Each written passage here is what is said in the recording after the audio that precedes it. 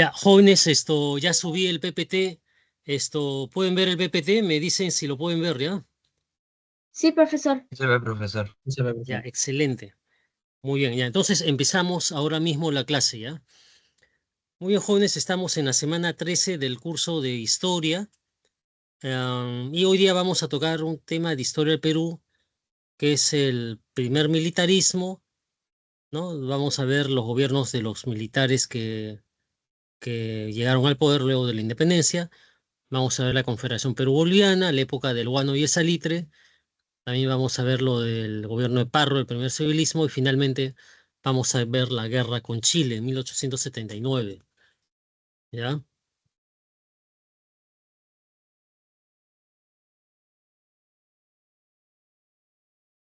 Muy bien, entonces acá tenemos la primera diapositiva.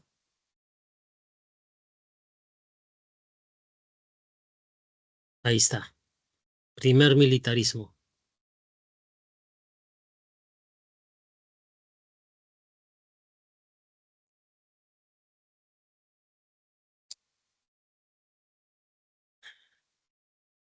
Bueno, el primer militarismo es el militarismo que surge en el Perú después de una victoria, que fue la victoria de Ayacucho, ¿no es cierto? Y el caudillismo militar duró muchos años, ¿no? De 1827 a 1872, ¿no? El primer gobernante militar que tuvo el Perú fue José de la Mar, ¿no? Eh, y el último fue Balta, ¿no? Que terminó su gobierno en el año 72. ¿Ya? Entonces vamos a ver las características de este periodo de caudillismo militar en su primera etapa, que es desde el año 27 hasta el 45, ¿no? En que hay anarquía, desgobierno y finalmente el año 45 llega Castilla al poder y empieza la fase del guano, ¿no? De la época de la prosperidad falaz, ¿no? Muy bien. ¿Cuáles son las características? A ver, predominio de jefes militares disputándose el control del Estado. ¿No? Hay muchos golpes de Estado, ¿no? Hay inestabilidad política, como dice ahí, guerras civiles entre los caudillos militares y cambios de constitución, ¿no? Cuando un militar da un golpe de Estado contra otro que es más débil, lo derroca y para legitimar su gobierno cambia constitución usando al Congreso, ¿no? Y el Congreso generalmente obedece al caudillo militar que ha llegado al poder, ¿no? ¿No? Y como se menciona también aquí en política, dice gobiernos pendulares, ¿no? Unos son liberales, otros son conservadores, ¿no? ¿Qué significa eso? De que algunos gobiernos militares fueron liberales en el aspecto de dar más derechos a la población, sobre todo derechos económicos, libertades civiles, ¿no? Por ejemplo, poder comercializar bienes, tener una propiedad, ¿no? Y así, cosas así, ¿no? ¿No? Pero también hubieron gobernantes militares que fueron conservadores, ¿no? Como Gamarra, por ejemplo, ¿no? Y los conservadores más bien son tendientes a proteger la industria nacional, cierran las fronteras e impiden que lleguen productos del extranjero para que los comerciantes y los industriales peruanos no tengan competencia y puedan vender sus productos en el mercado peruano. Ya, todas esas más o menos las características, ¿no? De los gobiernos en el aspecto económico. Ah, y en sociales, debilitamiento de la élite criolla, ¿no? O sea, los criollos se debilitan como clase social, son los militares más bien, aquellos que son eh, los que tienen las armas en la mano y dirigen el ejército, los que llegan al poder, ¿no? Los terratenientes son básicamente los aliados de los militares y son los más poderosos. Y como dice ahí también se mantiene la esclavitud y la explotación indígena, ¿no? La esclavitud, jóvenes, es algo que va a permanecer intacto hasta el año 1854, en que Ramón Castilla llega al poder y da la ley de libertad de los esclavos, ¿no? Que después lo voy a explicar con más detalle, ¿no? Recuerden que San Martín, el Libertador, había dado una ley de vientres, una abolición parcial de la esclavitud, es decir, que nacían libres en el Perú todos aquellos que nacían desde el 28 de julio del año 1821, ¿no? O sea, todos nacen libres. Pero, ¿qué pasaba con los que ya eran esclavos desde antes de esa fecha? Ellos siguieron esclavos, siguieron en esa condición hasta que Castilla les dio la libertad después en el año 54, ¿no? O sea, tuvieron que esperar algo de 30 años, ¿no? Para que se dé eso. Y la explotación indígena, bueno, eso siguió en el campo, ¿no? En la sierra sobre todo, y sobre todo el hecho de que los indígenas siguieron pagando tributo, ¿no? Bolívar, por ejemplo, le cambia el nombre al tributo indígena y le pone contribución personal, pero es el mismo tributo que pagan los indios, ¿no? Y ese tributo lo van a pagar los indígenas durante gran parte del siglo IX, ¿no? Hasta 1896, ¿no? En que se anula por fin ese tributo para siempre. Luego tenemos las características económicas, recesión post-independencia, ¿no? Recesión económica, o sea, hay falta de dinero, las únicas fuentes de ingreso eran el impuesto de aduana y el tributo indígena, ¿no? No se había descubierto el guano todavía, ¿no? Así que era poco los ingresos que tenía el Perú, el Estado, ¿no? En base a los modelos económicos, librecambismo frente a proteccionismo, ¿no? Lo que les había mencionado, ¿no? ¿No? Los gobiernos librecambistas son aquellos que abren la frontera peruana para la inversión extranjera y que vengan aquí al Perú, al mercado peruano, productos de Inglaterra, Estados Unidos, ¿no? Que van a competir con los productos industriales peruanos, ¿no? Frente a este modelo está el proteccionismo, ¿no? Que los conservadores implantan para proteger a los comerciantes y a los industriales peruanos. Es decir, cierran la frontera para que no entren productos del exterior y los nacionales puedan vender sus productos sin ninguna competencia, sin ningún problema.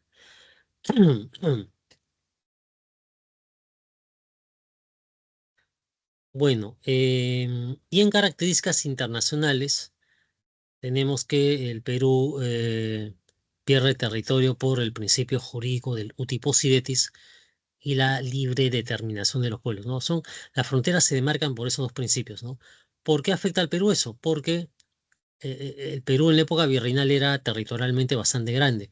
En el siglo XVIII, las reformas borbónicas le quitan al Perú territorio. Se crea, por ejemplo, con el Alto Perú, el Virreinato del Río de la Plata, ¿no? Como ya habíamos visto antes, ¿no? ¿No? Y Guayaquil, que había obtenido su independencia, se hace allí unas juntas de gobierno antes que llegue Bolívar, eso fue el año 22, me parece, 23. Esto se desliga de Perú, ¿no?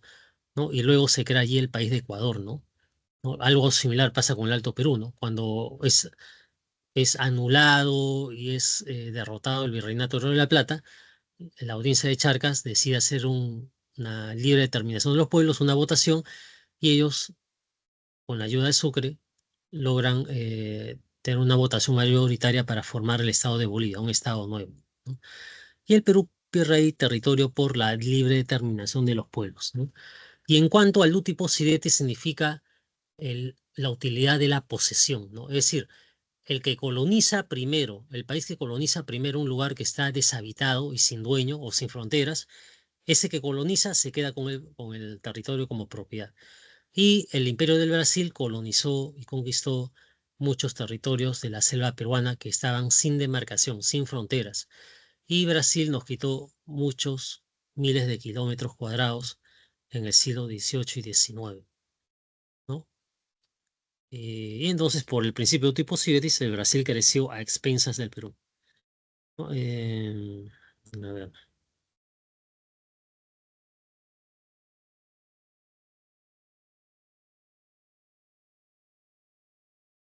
Bueno, tenemos ahora ahí viendo los primeros gobiernos de la República, ¿no es cierto? Luego que Bolívar se retira del Perú, como ya había mencionado yo antes, eso fue el año 26, al año siguiente, el año 27, hay elecciones presidenciales y el primer presidente electo por elecciones presidenciales es José de la Mar, ¿no? Para un gobierno de 4 años. ¿Qué hace la Mar? Aplicó medidas proteccionistas en favor del mercado local, promulgó la Constitución Liberal del año 1828, Y esto, como dice ahí también, hizo una guerra con Bolivia, pero fue un fracaso. Y también hubo un conflicto con la Gran Colombia, ¿no? Pero ese conflicto terminó con el Convenio de Girón, ¿no? Y el ejército peruano tuvo que retirarse de esa frontera con Colombia, ¿no? Lamar no terminó su gobierno porque fue derrocado por un golpe militar realizado por Agustín Gamarra. Hay también, luego, como dije, el gobierno de Gamarra, del año 29 al 33, fue el único caudillo militar que gobernó los 4 años sin ser derrocado.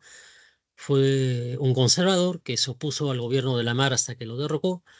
Y durante su gobierno, Gamarra firma el Tratado Larragual con la Gran Colombia para tratar de establecer límites fronterizos en la zona del Putumayo, ¿no? Y también se firma un tratado con el Ecuador, el Tratado Pando Noboa, ¿no? También con el interés de esto zanjar las fronteras, ¿no? De poner hitos fronterizos, pero el gobierno ecuatoriano se niega porque siempre los ecuatorianos protestaron que Tumbes, Jaén y Maynas eran territorio ecuatoriano, ¿no? ¿No? Y ustedes lo ven ahí en el mapa que está en el lado derecho de la imagen, ¿no? En rojo, Perú, en línea sombrada rojo y azul, territorio peruano, pero que era reclamado por Ecuador, y más arriba en azul, el territorio de la Gran Colombia, que era grande, ¿no? Que llegaba hasta lo que hoy es Panamá, incluso.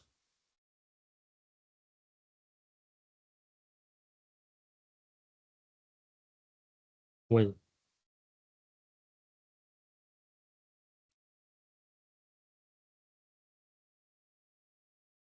bien. Eh, Gamarra entonces culmina sus 4 años de gobierno, tiene oposición en el Congreso de la República, ¿no? Uno de sus opositores fue el famoso orador religioso Francisco de Paula González Vigil, ¿no? Este Francisco González Vigil es famoso por la frase, esto, yo debo acusar, yo acuso, ¿no? ¿Qué significa? Que acusaba al gobierno de Gamarra de ser un gobierno autoritario, de no respetar la ley, ¿no? Bueno, luego de que terminó el gobierno de Gamarra, hay elecciones y sale electo Luis José Dorregoso, que era otro militar, ¿no? Este era liberal, ¿no? A diferencia de Gamarra, era liberal. Afrontó una dura oposición conservadora en el Congreso. Durante su gobierno hubo una guerra civil en el Perú, ¿no? Que culminó con el abrazo de Maquinguayo, en que se reconciliaron liberales y conservadores. Luego, al año siguiente, el 35, Salaverry, un general joven del ejército peruano, se levantó en armas contra el gobierno de Orregoso y se proclamó gobernante, ¿no? Eh, ¿Y por qué hizo eso? Porque Orregoso había dado muestras de querer hacer una alianza con Santa Cruz, que era presidente de Bolivia, para formar una confederación Perú-Boliviana, ¿no? Contra eso se levantó Salaverry y también Agustín Gamarra, ¿no? Y hubo una guerra contra los confederados, ¿no? Salaverry se enfrentó con su ejército a la confederación, pero finalmente fue derrotado en la batalla de Socabaya y fue ejecutado ahí por orden de Santa Cruz, ¿no? Que había llegado al Perú con ejército boliviano.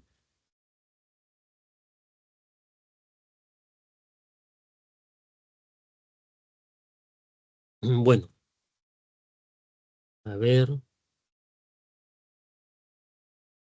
estamos ahora con el tema de la Confederación Perú-Boliviana. Habíamos visto que Santa Cruz derrota a Salaverry, ¿no? Dicho sea de paso, Salaverry es el presidente peruano más joven que tuvo el país, ¿no?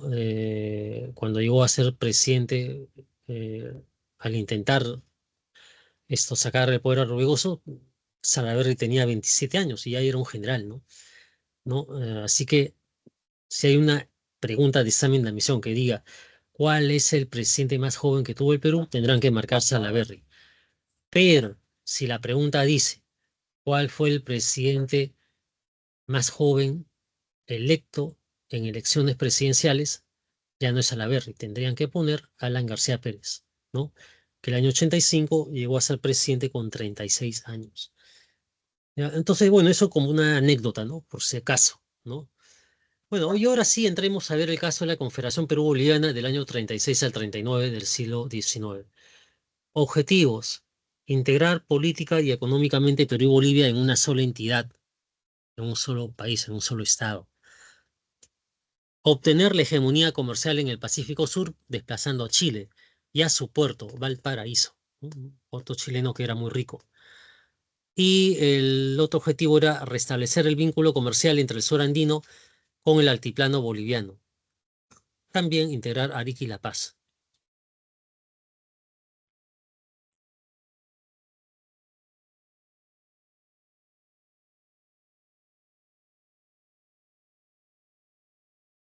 Muy bien. ¿Cuáles son las características de esta Confederación Perú-Boliviana que duró 3 años? Se instituyó en el Congreso de Tacna, es decir, en ese congreso se unieron peruanos y bolivianos para, digamos, organizar la administración, ¿no? Cómo iba a estar conformada administrativamente la Confederación.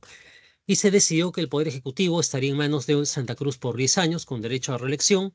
Se dividió el Perú en los estados norperuano y surperuano, que se unirían a Bolivia, que sería el tercer estado de la Confederación, ¿no? Obviamente que tuvo oposición, ¿no? De sectores conservadores peruanos, ¿no? Sobre todo del norte, de Trujillo, ¿no? De los aristócratas y de los de Lima, ¿no? Que también eran criollos aristócratas, ¿no? Y obviamente también tuvo la oposición de Chile, ¿no? ¿No? Que eran afectados, bueno, Argentina y Chile, pero principalmente Chile, que era afectado por la existencia de esa confederación. ¿Por qué? Porque Santa Cruz había dado la orden de abrir puertos para aumentar el tráfico comercial del Perú y quitarle clientela a Valparaíso. ¿Qué puertos abrió Santa Cruz? Tenemos ahí el puerto de Paita en Piura, el Callao en Lima, el puerto de Hilo en Moquegua y el puerto de Arica en Tarapacá, ¿no? En Arica, que era peruano en esa época, ¿no? Entonces, política de puertos libres, exonerados de aranceles, o sea, no pagaban impuestos, eso con el fin de atraer capital extranjero e inversión, ¿no? ¿Ya? Entonces, esas fueron, digamos, las características de esta confederación perú-boliviana, ¿no? Pero esta confederación llegó a su fin en el año 39, ¿no? Hubo campañas restauradoras, ¿no? ¿Qué significa una campaña restauradora? Fue una campaña militar organizada por los chilenos para restaurar el orden anterior a la confederación, es decir, que se dividan Perú y Bolivia y sigan siendo países independientes, desunidos, ¿no? ¿No? Así que Chile organizó estas campañas militares contra la Confederación porque la consideró un obstáculo para su hegemonía en el Pacífico Sur. Tuvo el apoyo de los emigrados peruanos que estaban en Chile, como Ramón Castilla y Agustín Amarra, y una primera campaña restauradora fracasó, ¿no? Se rindió en la batalla de Pauco Arpata en el año 37, pero una segunda campaña restauradora al mando de Manuel Bulnes, un chileno, tuvo éxito y ayudado por Gamarra y Castilla, vencieron a Santa Cruz en la batalla de Yungay, en Ancash, ¿no? Santa Cruz huyó y se desbarató la Confederación Perú-Boliviana en el año 39, ¿no? Así que acabó allí el experimento de la Confederación. Ah,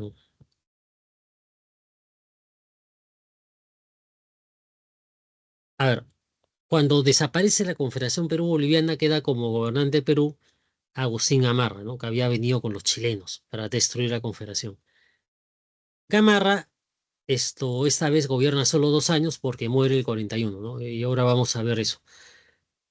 Mientras gobierna Gamarra, se establece una nueva constitución política en el Perú que es conservadora, ¿no? Esa constitución conservadora y presidencialista le da mucho poder a Gamarra, es del año 39, ¿no? Y uno de sus artículos dice claramente que se aumenta el número de años de gobierno del presidente de 4 a 6. Es decir, que Gamarra y los presidentes sucesivos más adelante deberían gobernar 6 años, ¿no? También en el gobierno de Gamarra se inicia la venta del guano de islas, ¿no? El abono natural que se encontraba en grandes cantidades en las islas de Chincha, en el Pacífico, ¿no? Frente a Ica. ahí habían grandes reservas de toneladas de guano para vender y exportar, ¿no? Y solamente había guano en el Perú, no lo tenía ningún otro país de América, ¿no? El Perú era el privilegiado en tener ese abono que podían venderlo a quien quisieran, ¿no? Y en el año 40 se firmó el primer contrato de arrendamiento de esas islas guaneras al comerciante peruano Francisco Quirós, ¿no? Pero volvamos a ver qué pasó con Gamarra, ¿no? A Gamarra se le ocurrió invadir Bolivia para anexarla al Perú como territorio, ¿no? Y formar pues un gran estado peruano, ¿no? Pero esto, cuando Gamarra organiza el ejército e invade Bolivia, sitia La Paz, hay desunión entre ellos, ¿no? Por un lado, La Fuente se va con una parte del ejército, por otro lado, Castilla, ¿no? Que pelea por su cuenta, por otro lado, Bermúdez y así, ¿no? Hay desunión. Y de eso aprovechan los ejércitos bolivianos que se unen, el de Velasco y el de Vallivian, y derrotan al ejército peruano en la batalla de Ingavi, ¿no? Y Gamarra es muerto en plena batalla, le cayeron varios balazos y murió, ¿no?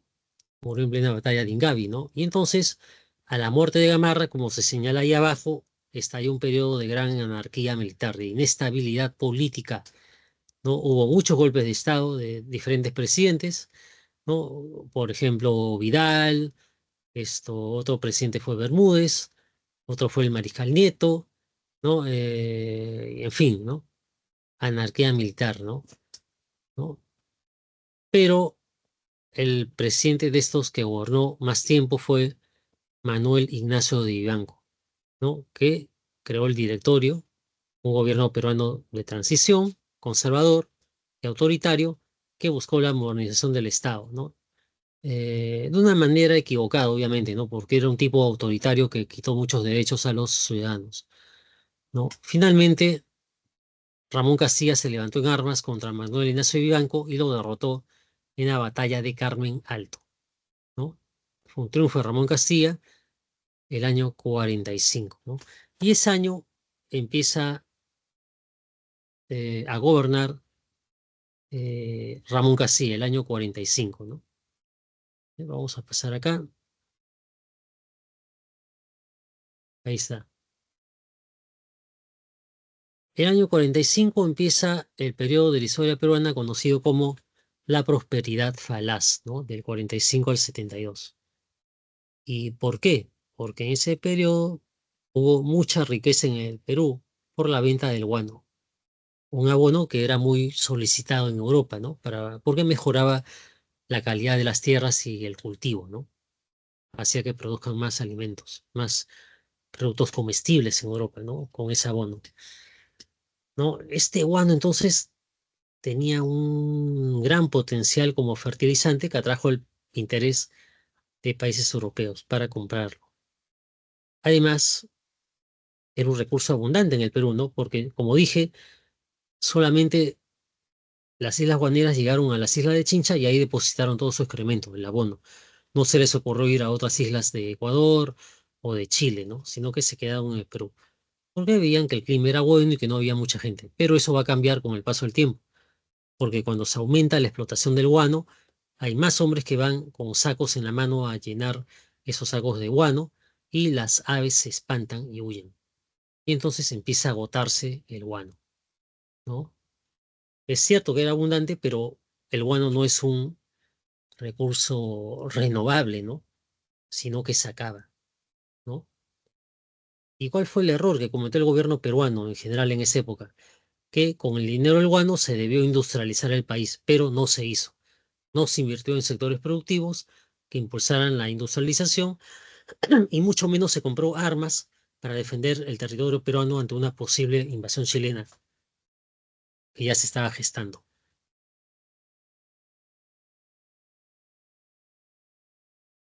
¿Cuáles son las características de este periodo, ¿no? Del 45 al 72?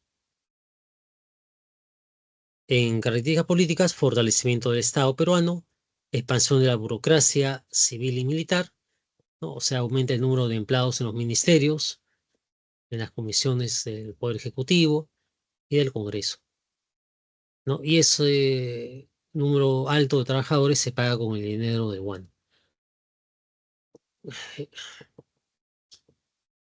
Características económicas, altos ingresos económicos del Estado, ¿no? Por la venta del guano, hay un incremento del gasto público y la corrupción también, ¿no? Y surge la oligarquía guanera, es decir, los consignatarios nacionales, ¿no? Los primeros que se hacen de la consignación del guano son la Casa Gibbs, ¿no? Los ingleses. Pero luego cambia de manos, ¿no? Se quita la consignación a la Casa Gibbs, ¿no? Que había firmado un contrato con Castilla, y se la dan a los peruanos, ¿no? A muchas familias limeñas, Parro, Ollanguren, Candamo, Riagüero, Parro, y esas familias van a formar un círculo oligárquico privilegiado, que va a tener en sus manos el negocio del guano por un tiempo, ¿no? Un tiempo de 8 años más o menos. Y en esa época es que se forma la oligarquía guanera, ¿no? Luego tenemos también la inmigración asiática y la europea hacia el Perú, ¿no? A ver, vuelvo a decir, ¿no? Inmigración asiática. ¿Cómo llegaron los chinos culíes al Perú?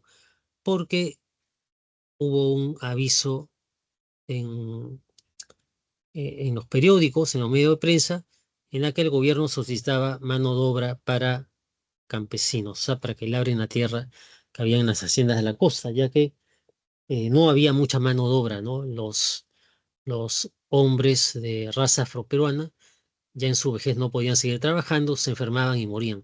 Y entonces hubo una baja de mano de obra y se necesitaba cubrirla con mano de obra barata, que era la China, ¿no?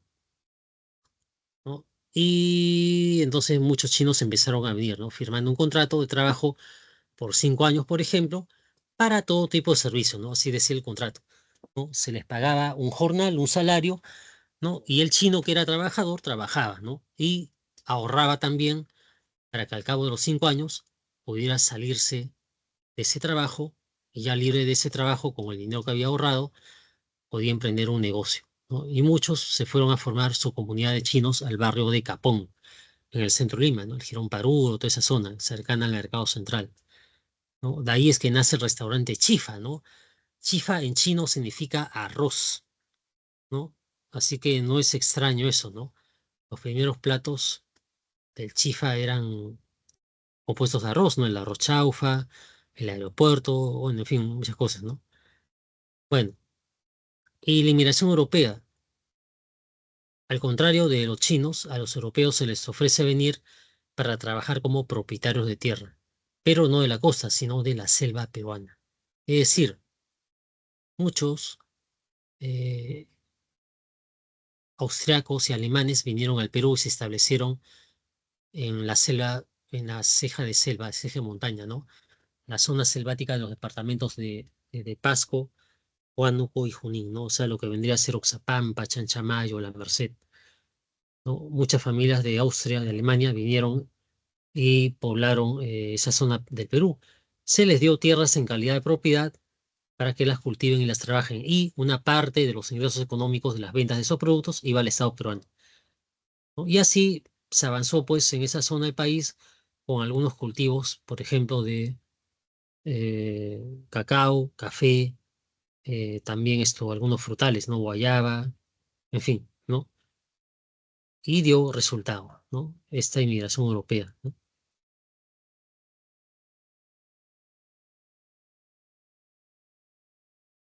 Y bueno, y obviamente que habían profundas brechas sociales también en el país, ¿no? ¿No? Habían chinos culíes que trabajaban junto con los afroperuanos en las haciendas y no era raro que hubieran riñas entre ellos, ¿no?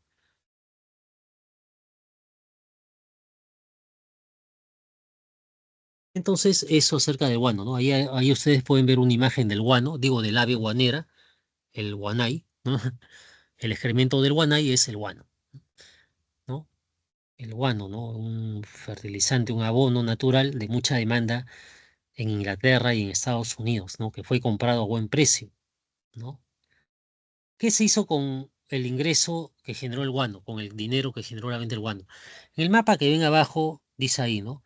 Construcción de ferrocarriles 20%, gastos burocráticos civiles 29%, eliminación de la contribución de los indios y abolición de la esclavitud, 7% para pagar a los perjudicados, con la libertad de los, obviamente, de los esclavos, ¿no? Y se quería resarcir a los dueños de esclavos, a los hacendados, con dinero del guano, ¿no? También gastos militares, obviamente, porque siempre hubo guerra contra los vecinos. Y finalmente, esto también se pagó la deuda externa e interna, ¿no?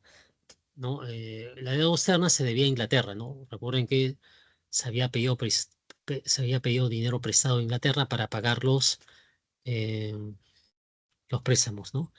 Que se habían pedido para comprar armas y pelear contra los españoles en la guerra de independencia. ¿Y la deuda interna cuál es? También se debía dinero y bienes, devolver bienes a los peruanos que habían dado sus bienes y dinero para financiar la guerra contra los españoles en la guerra de independencia. Mucha gente dio sus caballos, sus reses para el alimento de la tropa del ejército peruano, ¿no? Y no había cómo pagarles en ese momento. Pero ya en la época del guano sí había dinero para pagarles y se empieza a hacer eso, ¿no?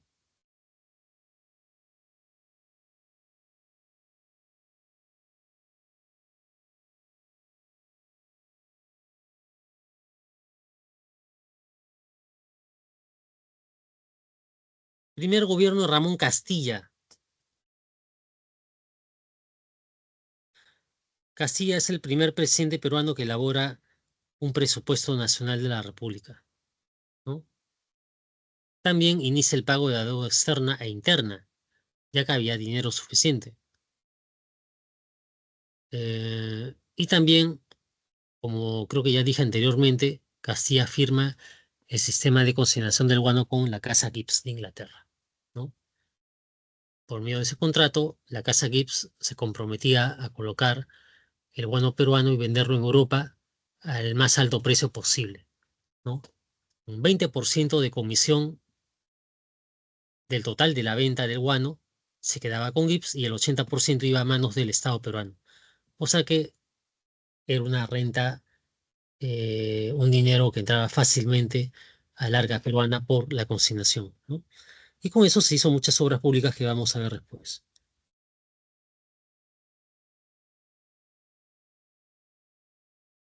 También Castilla propició la inmigración de la población china, ¿no? La llegada de chinos coolíes, ¿no? Como dije, ¿no? ¿Para qué?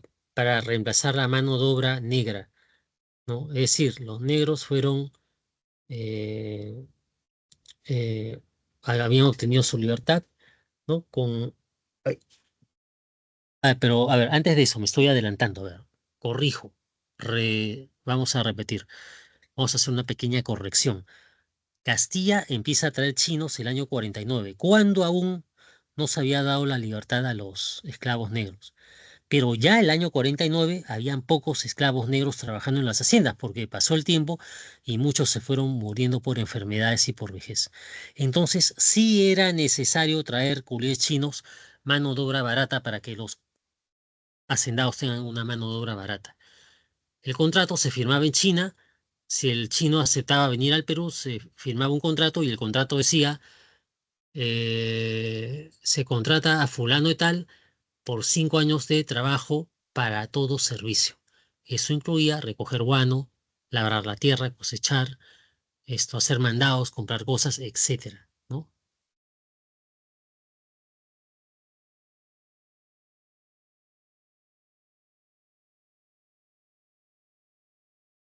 Muy bien. Entonces, eso acerca de la llegada de los chinos al Perú, ¿no? Bajo contrato, porque había poca población trabajadora en las haciendas de la costa peruana. Llegan los chinos culíes y se suman al trabajo. ¿Qué otras obras hizo Castilla? El primer ferrocarril que tuvo el Perú con ruta Lima-Callao y compró el buque a vapor Rímac, ¿no? Un buque a vapor de guerra. En educación reglamentó la instrucción pública y también entró en debate el derecho al voto de los analfabetos.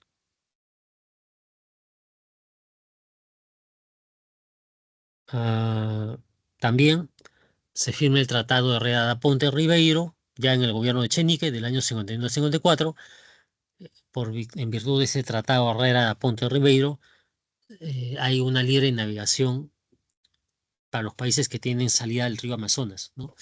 Y también se demarca la línea de frontera entre Perú y Brasil. Se firma un contrato para la inmigración alemana a la selva, lo que habíamos mencionado antes, ¿no? Los alemanes vienen acá en calidad de propietarios y no de trabajadores, y se produce también el escándalo de la consolidación de la deuda interna, un caso de corrupción. ¿Qué significa eso? Significa que Echenique metió en la lista de beneficiarios del guano, a los que se les debía pagar su apoyo en la guerra de independencia, metió a mucha gente, amigos, militares, gente que no había dado ni un sol para la causa de la libertad de la independencia, iban a recibir su dinero gratuitamente, ¿no? Porque eran amigos de Echenique. Eso fue el primer escándalo que hubo en el Perú, ¿no? La corrupción. Contra esa medida corrupta se levantó en armas Ramón Castilla, ¿no? Inicia la Revolución Liberal del año 54. Buscó respaldo popular eliminando el tributo indígena y él también, Castilla, decidió abolir la esclavitud, ¿no? No, claro, estamos hablando de Echenique, perdón. Echenique eh, dio también una ley para abolir la esclavitud, pero Castilla se adelantó, ¿no? Castilla fue el primero que dio la propuesta de abolir la esclavitud con tal que se unan a su ejército y peleen contra Echenique. Y logró su cometido, ¿no? Muchos esclavos escapan de las haciendas, apoyan a Castilla y Castilla derroca a Echenique del poder, lo saca del poder. Y empieza un segundo gobierno de Castilla el año 55.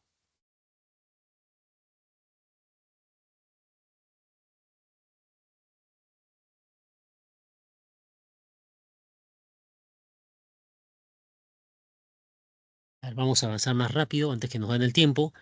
Segundo gobierno de Castilla, dos constituciones, liberal año 56 y moderada 60. ¿No? La constitución moderada reemplaza a la liberal y como es moderada, se baja el número de años del presidente. El gobierno del presidente ya no va a durar 6 años, sino solamente 4.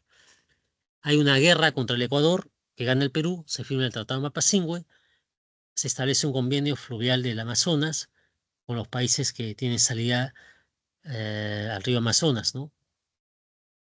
Y también hace obras públicas importantes que hacía, ¿no?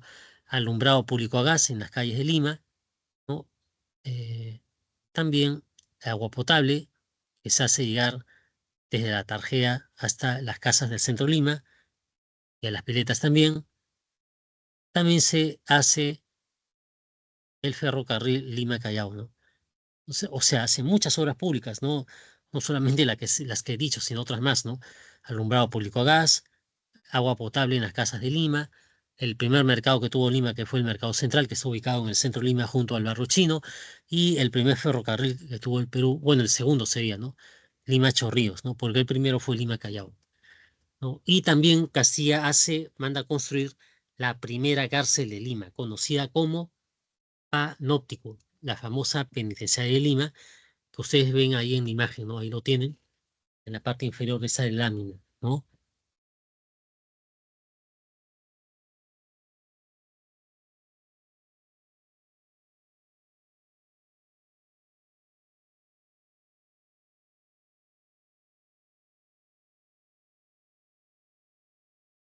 Muy bien, termina su gobierno Castilla el año 62 y hay elecciones en el 62 y gana Miguel de San Román, un general. Pero San Román muere al año de gobierno, o sea, gobierna solo un año porque murió en el 63. Establece el sistema bimetálico monetario, es decir, monedas de oro y plata para el pago corriente de los sueldos, y adoptó el sistema métrico decimal, ¿no? El sistema de pesos y medidas.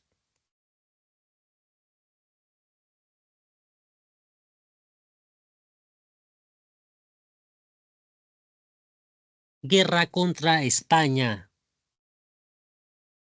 1865 al 66. Causas: expansión imperialista europea y también de España, obviamente, interés por la riqueza que tiene el Perú por la venta del guano, negativa de España a ratificar la independencia. España nunca reconoció la independencia de Perú, recién la reconoció en el año 1879, o sea, mucho después de eso, ¿no? Y claro, España dice que el Perú debe honrar la deuda impaga de la capitulación de Ayacucho. Es decir, ya que el Perú tenía plata ahora, debía pagar la deuda que contrajo el gobierno peruano en virtud de la capitulación de Ayacucho, ¿no? Se debía pagar una cantidad de dinero a los vencidos, ¿no? Eso decía la capitulación de Ayacucho, ¿no? Bueno, gobierna Juan Peset, ¿no? Cuando muere San Román, le sucede el vicepresidente Juan Peset, que hoy termina el gobierno del anterior del 63 al 65. Se produce la firma del Tratado Vivanco Pareja, ¿no? En el cual el gobierno peruano, representado por Vivanco, se compromete a pagar la deuda de la independencia, que era una suma de cerca de 300 millones de pesos. Sin embargo, hubo un rechazo del pueblo peruano a este convenio, a este tratado de Vivanco Pareja, y se levanta en armas gran parte de la población, ¿no? Y el pueblo apoyó la sublevación militar de Mariano Ignacio Prado, ¿no? Mariano Ignacio Prado derrocó a Peset y así empezó el primer gobierno de Prado, ¿no? Muy bien. Para el inicio de la guerra contra España hubo un incidente en la hacienda Talambo. Muere un español y un peruano, ¿no? La escuadra naval española que estaba en el mar Pacífico, en Chile, se entera de esto y dice que un español fue asesinado por un peruano y que querían las explicaciones del caso y que se entregue al asesino, ¿no? Al peruano que mató al español, ¿no? Pero nunca se encontró el asesino y lo peor fue que ante la negativa del Perú, España decide atacar a los aliados. Es decir, Perú, Chile, Bolivia y Ecuador, que tenían salida al mar, forman una cuádruple alianza que es apoyada por Santa Cruz, ¿no? Pero esto, los españoles empiezan la guerra, ¿no? Se produce el combate adaptado en la zona de mar de Chile, ¿no? Y en ese combate las fuerzas, los barcos peruanos chilenos logran la victoria sobre la escuadra naval española. En represalia a eso, los buques españoles bombardean Valparaíso, el principal puerto de Chile, ¿no? Y luego van hacia el Perú para hacer lo mismo con el Callao, ¿no? Para destruir el Callao e iniciar la invasión de españoles ahí. Pero para mala suerte de los españoles,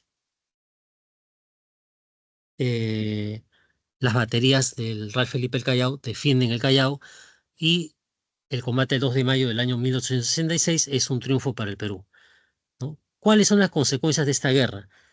Primero, la consolidación de la independencia de Perú, ¿no? Segundo, crisis económica y endeudamiento, ¿no? Justamente la crisis económica que hubo en el lado de los vencidos, de los españoles. Sublevaciones conservadoras contra el gobierno de Prado, que era un golpista, ¿no? ¿No? Se sublevaron en Arequipa el general Díaz Canseco y en Piura el general Balta.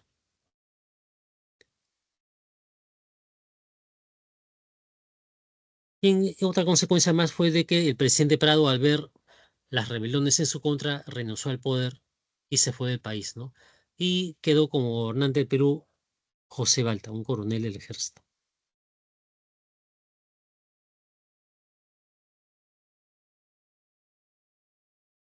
José Balda también es un militar que había peleado en la batalla de Ayacucho y gobierna los 4 años completos, ¿no? Firma el contrato Dreyfus, por el cual se le dio el monopolio del guano al francés Augusto Dreyfus para que pidiera dinero adelantado poniendo como garantía el guano de islas del Perú. Pero claro, ese dinero iba a servir para pagar la deuda externa. Pero el problema fue que ya para este año, año 70, 71, se iba acabando el guano peruano de las islas. Ya las islas habían dejado de ir a Chincha, perdón, las aves guaneras habían dejado de ir a las islas de Chincha para dejar esto, su excremento, ¿no? Y el guano empezó a escasear. Y entonces Dreyfus ya no tuvo cómo pagar con guano el préstamo de dinero que habían pedido a la banca, a la banca inglesa. Y entonces el Perú se endeudó más con Inglaterra, aumenta la deuda externa, ¿no? Bueno, Balta había contratado al estadounidense Henry Mays para que construya los ferrocarriles acá en el país, ¿no? Ya lo había hecho antes en Chile y en Estados Unidos, ¿no? Eh, y luego en las elecciones del año 1872 triunfa Manuel Parro, candidato al Partido Civil, ¿no? Ese partido estaba compuesto por ex consignatarios del Guano. Sublevación de los hermanos Gutiérrez contra el gobierno de Balta. ¿Por qué? Porque Balta, que era militar, no había hecho nada para impedir que Parro sea reconocido ganador de las elecciones. Los hermanos Gutiérrez, que eran militares, pensaron que Balta debía impedir la llegada al poder de Parro y para eso se tenía que tomar algunas medidas. Pero Balta no hizo caso y decidió darle el poder a Manuel Parro y Lavalle el año 72. Total, este Manuel Parro había ganado las elecciones en forma limpia, ¿no? Ahora, los hermanos Gutiérrez se sublevan contra Balta, lo asesinan y quieren establecer una dictadura militar, pero rápidamente el pueblo peruano se levanta en armas y eliminan a los Gutiérrez, les dan muerte, ¿no? Ahí ustedes pueden ver dos cadáveres de los hermanos Gutiérrez arriba colgados de la catedral, ¿no? Y también, luego de que los hermanos Gutiérrez son muertos, bueno, solamente uno escapa, Marcelino, los otros tres son ejecutados. Finalmente, Parro desembarca en el Callao y asume la presidencia del Perú por un lapso de 4 años.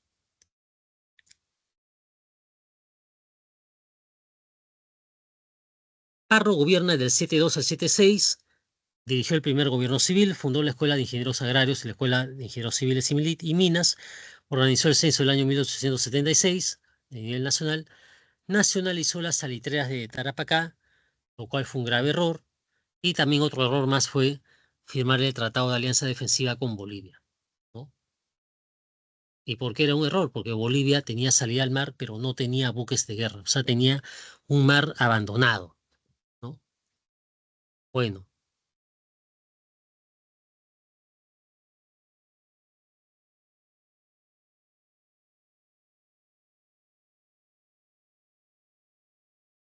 luego del gobierno de Parro viene el gobierno de Mariano Ignacio Prado, un segundo gobierno. Esta vez Mariano Ignacio Prado fue elegido por los ciudadanos. Ya en su época hay un estancamiento económico de Perú, hay bancarrota fiscal, el Estado no tiene dinero para cubrir las deudas, ¿no? Se levanta en armas Piérola para tratar de golpear a Prado y Piérola no puede derrotar al gobierno de Prado, ¿no? Que se hace fuerte. José Antonio Lavalle es enviado a Chile para persuadirlos de no iniciar una guerra contra Bolivia, porque sabían bien que si Chile iniciaba una guerra contra Bolivia, iba a arrastrar al Perú a la guerra por ese nefasto tratado de alianza defensivo con Bolivia. Pero la misión de Lavalle fracasa y Chile declaró la guerra a Bolivia y después al Perú el año 1879, ¿no? Un 5 de abril del año 79, Chile declara la guerra al Perú, ¿no? Y entonces empiezan los problemas, ¿no? ¿No? Lo que quieren los chilenos, ¿qué es? El salitre boliviano y el salitre peruano, ¿no? Acá vamos a ver las causas. Ahí está. El Perú estaba en bancarrota fiscal y además había reducido el presupuesto de los militares, ¿no? Causas de esta guerra con Chile: control de los yacimientos salitreros de Tarapacá y Antofagasta y tensiones políticas entre Bolivia y Chile, ¿no?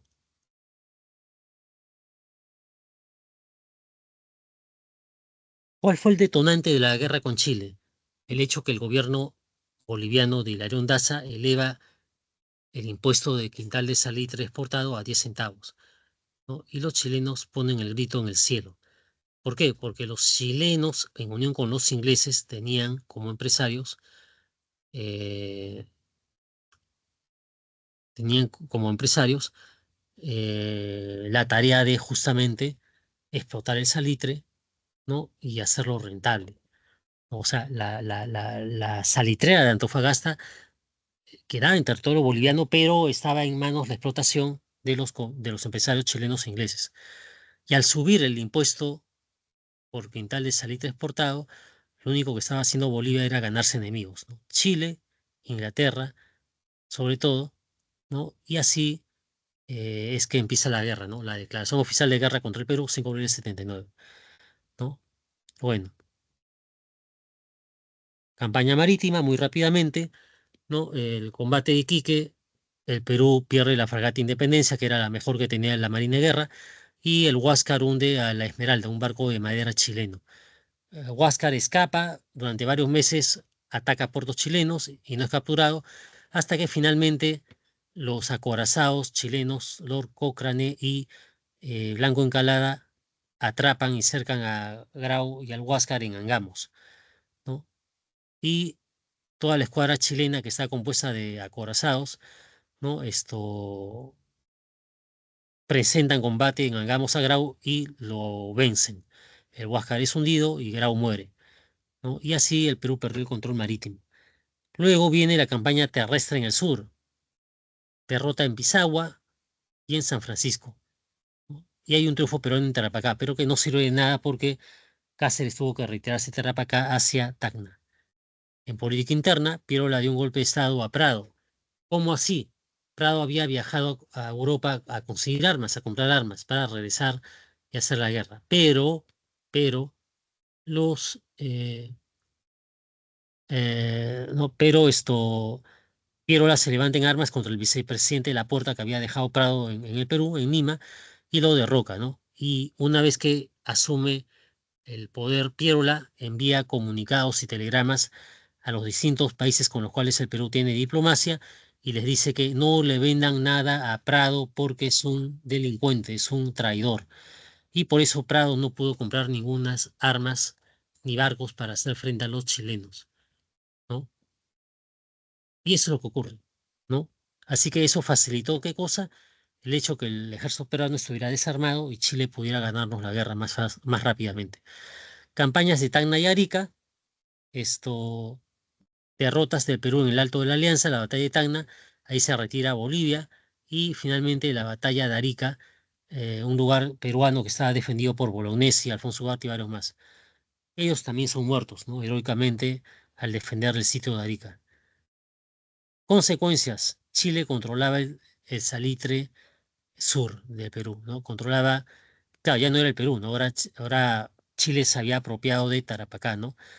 La había ocupado militarmente, ¿no? Y también había ocupado militarmente Antofagasta, ¿no? La zona boliviana. Luego el ejército chileno se dirige a Lima para invadirla, fracasa las negociaciones de Arica y Chile ataca Lima. Vence las líneas de defensa de San Juan de Miraflores y los reductos, ¿no? Y gracias a la intervención del almirante francés Petit-Thouars, el ejército chileno entra en orden a Lima y no hacen los saqueos e incendios que hicieron en Chorrillos, ¿no? Piérola huye del país, ¿no? Cobardemente, obviamente, y en su reemplazo gobierna provisionalmente Francisco García Calderón, un miembro del Partido Civil que va a gobernar el país para tratar de evitar que el Perú pierda territorios, ¿no? ¿No? García Calderón se negó a ceder territorios del sur a Chile y por eso es hecho prisionero por los chilenos y es enviado a Santiago de Chile. La guerra continuó 2 años más en el centro del país, la resistencia de Cáceres en la campaña de La Breña. En la Sierra Central, Cáceres lideró las montoneras y guerrillas campesinas, ¿no? Cáceres venció a los chilenos en 3 batallas, Bucará, Marcavalle y Concepción. Pero, el problema está en que los chilenos siguieron aumentando con más ejército el dominio del Perú para controlarlo totalmente y persiguieron a Cáceres hasta acorralarlo en Huamachuco, en la sierra del Departamento de la Libertad. Y ahí es derrotado finalmente Cáceres y se acaba pues la resistencia de la Breña, ¿no? Poco después, en el norte, los hermanos Iglesias tratan de combatir a los chilenos, ¿no? Lorenzo Iglesias vence a los chilenos en San Pablo, pero su hermano Miguel Iglesias se da cuenta de que es inútil seguir resistiendo y lanza el Manifiesto de Montán, con el cual se propone iniciar las negociaciones de paz con Chile. No importa si se cedía territorio, el asunto era acabar con la guerra. Y luego de ese manifiesto de Montán se firma el Tratado de Ancón entre Perú y Chile, ¿no? En ese tratado de Ancón, Perú cede a perpetuidad Tarapacá a Chile y también cede por un espacio de 10 años las provincias de Tacna y Arica. Luego se realizaría un plebiscito para decidir el destino de estas dos provincias, si regresan al Perú o se quedan con los chilenos. Ese plebiscito no se llegó a dar 10 años después porque los chilenos estaban haciendo una campaña de chilenización en Tacna y Arica y no lograron convencer a los peruanos que querían regresar a Perú. Y se suspendió ese plebiscito. Consecuencias de la Guerra del Pacífico: económicas, infraestructura destruida, paralización productiva porque la expedición Lynch, ¿no?, destruyó todas las propiedades y ferrocarriles al norte de Lima y el centro del país. También hubo pérdida de los ingresos del salitre al pasar a manos chilenas, ¿no?, como ya vimos. En sociales, exacerbó los conflictos entre propietarios, trabajadores y campesinos, ¿no? De tal manera, jóvenes, que incluso en plena guerra del Pacífico, los chinos que trabajaban en las haciendas siendo maltratados por sus amos, cuando vieron llegar a los chilenos que iban a destruir las haciendas, se plegaron a los chilenos y los ayudaron a destruir las haciendas y las tierras de sus amos, en venganza por el maltrato que recibían en las haciendas. Y en consecuencia política se fortaleció el caudillismo militar, es decir, caudillos como Cáceres, Iglesias y otros más se quedaron gobernando el país, ¿no?, luego de la Guerra del Pacífico. Muy bien, jóvenes, entonces hemos terminado. Ahí ustedes tienen la línea de tiempo: caudillismo militar, prosperidad falaz, primer civilismo con Manuel Parro y finalmente la Guerra del Pacífico. ¿Ya? Muy bien. Pasemos ahora rápidamente, jóvenes, pasemos rápidamente a los ejercicios de clase.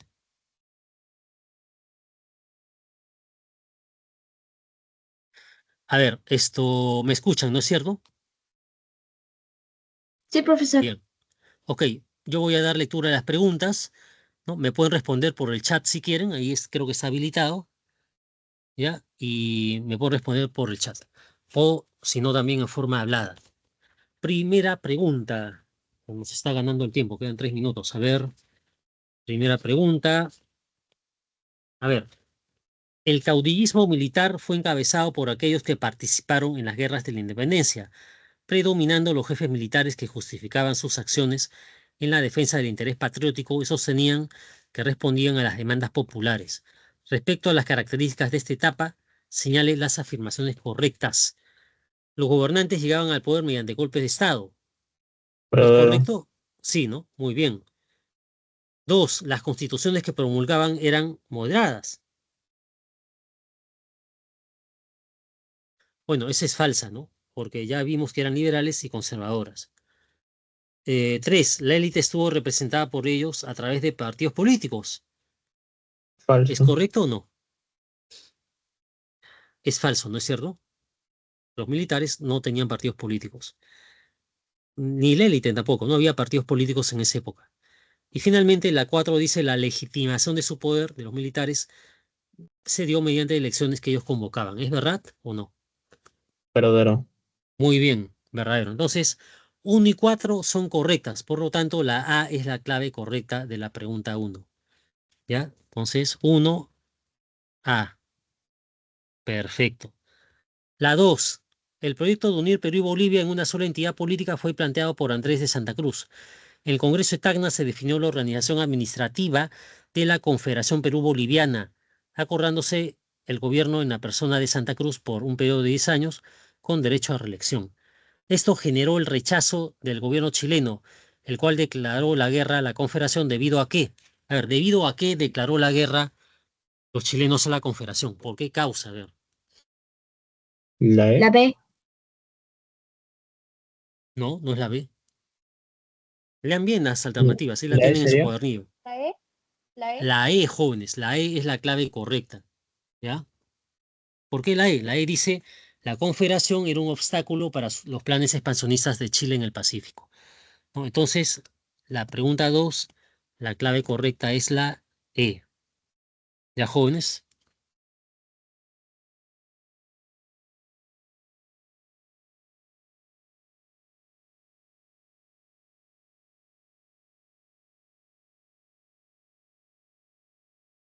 Bien, vamos a la pregunta 3.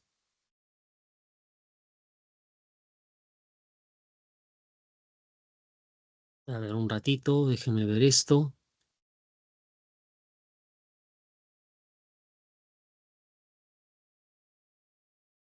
Ya, a ver, pregunta 3.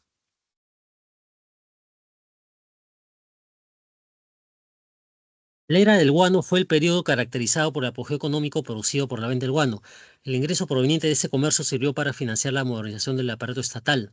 El gobierno de Ramón Castilla fue uno de los más importantes de este periodo y se caracterizó por la construcción de ferrocarriles y la manumisión de la esclavitud. Respecto a los gobiernos de dicho presidente, relacione correctamente el aspecto destacado con la medida tomada. Ya, entonces, aspecto económico, ¿con cuál la relacionamos? ¿Ah? ¿Con qué hecho? ¿Con qué medida? La C. Exactamente, con la C, pago de la deuda interna y externa. El aspecto social, ¿con cuál lo relacionamos? Con La la A. La A, muy bien, inmigración de la población china. El aspecto político, ¿con cuál lo relacionamos? con la Con la de D. la Constitución. Con la D, muy bien, promulgación de la Constitución del 1860. Y la 4, educativo, ¿con cuál lo relacionamos? La B sería. La Con la B. B, reglamento de instrucción pública. Muy bien. Entonces, la alternativa B es la clave correcta a la pregunta 3. ¿Ya? Pasamos a la pregunta 4. En el año 1864, perdón, 1864, como parte del desarrollo de la guerra con España, las embarcaciones de la expedición española tomaron las islas Chincha y capturaron los barcos peruanos, ante lo cual el gobierno peruano intentó solucionarlo por la vía diplomática, pero fracasó. Posteriormente se llegó a la firma del Tratado de Bianco Pareja, por el cual, a ver, ¿qué estableció el Tratado de Bianco Pareja? A ver, ¿cuál de esas 5 alternativas, jóvenes?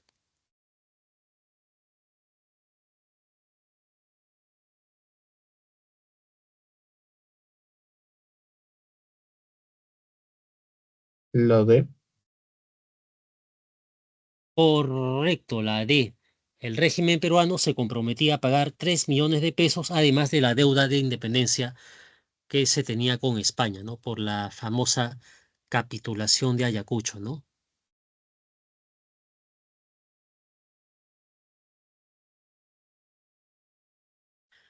Muy bien. Em, pregunta 4. Bueno, ya dijimos la pregunta 4, ¿no? La pregunta 4 es la D, ¿no? Muy bien. Pregunta 5, la última. A ver.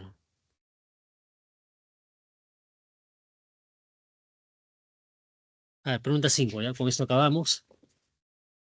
La Guerra del Pacífico involucró al Perú, Chile y Bolivia y tuvo una duración de casi 5 años. Las consecuencias de este conflicto fueron terribles para el Perú porque destruyó su aparato productivo y provocó la pérdida de territorios con recursos salitreros. Respecto a los principales eventos acaecidos durante la guerra, relacione correctamente el personaje y su accionar. A ver, Andrés Avelino Cáceres, ¿con cuál lo relacionamos? ¿Con qué acción? La A. Con la A. Muy bien, movilizó las montoneras en la Sierra Central. Alfonso Ugarte, ¿con cuál relacionamos? Con la D. La D. Con la D, participó combatiendo en la batalla de Arica. Muy bien. Mariano Ignacio Prado, ¿con cuál lo relacionamos? Con la B. La B. Con la B, viajó a Europa para agilizar la compra de armamentos, ¿no? Y Miguel Iglesias, ¿con cuál lo relacionamos? Con la C. La C. Con la C, planteó el final de la guerra con el grito de Montán, ¿no? Entonces, con esas alternativas, la clave correcta de la pregunta 5 es la A.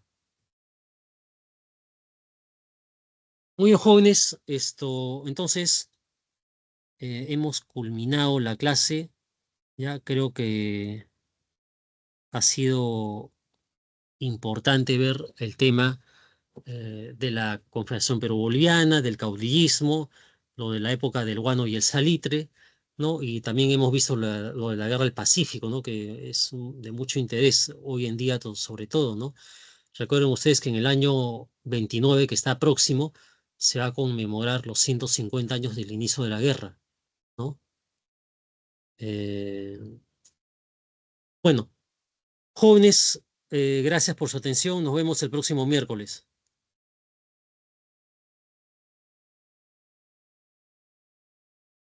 No, profe, gracias. Ya, Gracias, nos vemos. profesor. Gracias, hasta luego, hasta la próxima semana. Ya, buen fin de semana, nos vemos.